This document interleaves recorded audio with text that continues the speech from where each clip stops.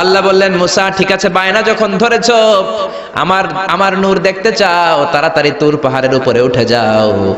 আগামীকাল তুর পাহাড়ের উপরে তুমি এতটার সময় আসবা, আমি আমার নূরের তাজাল্লি তুর পাহাড়ে দিয়ে দেব। যদি তুর পাহাড় টিকতে পারে তুমি দেখবা। মুসা আলাইহিস সালাম তো খুশিতে বাকবাকুম।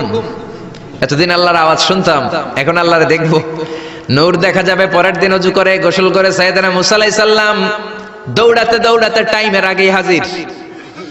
টাইমের আগেই যে তুর পাহাড়ের উপরে হাজির। আল্লাহ বললেন মুসা এত আগে আসলা কেন? মুসা কয় আমার তো আর সয় না এখন। সুবহানাল্লাহ। আল্লাহ বললেন আমার সব কাজ টাইমলি হয়।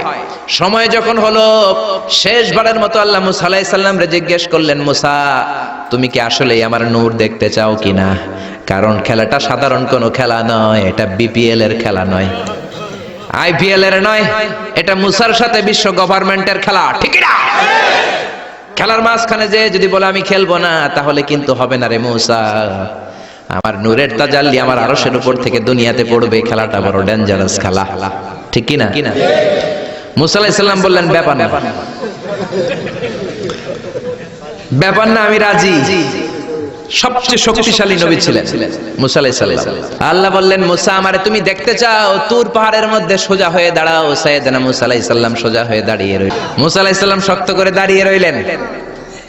আল্লাহ বললেন মুসা এই খেলাটা সাধারণ খেলা না, তোমার সাথে আমি আল্লাহর খেলা, দেখবা কিনা বলো? মুসা কয় আমি রাজি। মুসা কি কয়? আমি রাজি। আল্লাহ বললেন okay, now I am gonna start the game.